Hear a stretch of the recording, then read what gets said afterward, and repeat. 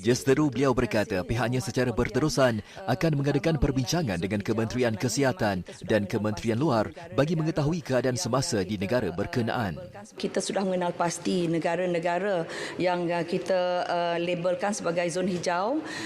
Namun begitu kita perlu realistik Yang Berhormat, oleh kerana kita melihat, kalau kita melihat dari sudut zon hijau itu adalah sebagai sebuah negara, ianya tidak praktikal. Misalnya kita telah mengenal pasti negara seperti Australia misalnya ataupun New Zealand tadi. Kalau kita hanya mengenal pasti ianya sebagai zon hijau dan kita mahu bekerjasama dengan mereka, maka mereka juga perlu membuka kepada kita Malaysia ini. Jadi ini semuanya adalah satu proses yang berterusan di mana kita sentiasa berbincang melalui MOTEC, melalui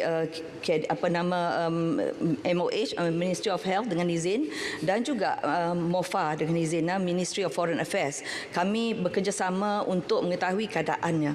Selain daripada itu juga, mungkin sekarang ini kita mengguna destinasi, tidak melihat dari sudut negaranya. Sebab destinasi misalnya macam Australia, kita melihat keseluruhan negara itu tidak dapat dilabelkan sebagai hijau keseluruhannya kerana Melbourne baru terkena second wave dia. Jadi kita boleh melihat dari sudut Malaysia dengan Perth misalnya. Itu adalah dalam proses perancangan dan juga proses kajian kita. Tetapi sekali lagi ianya tertakluk kepada negara tersebut kalau dia membuka ruang untuk kita.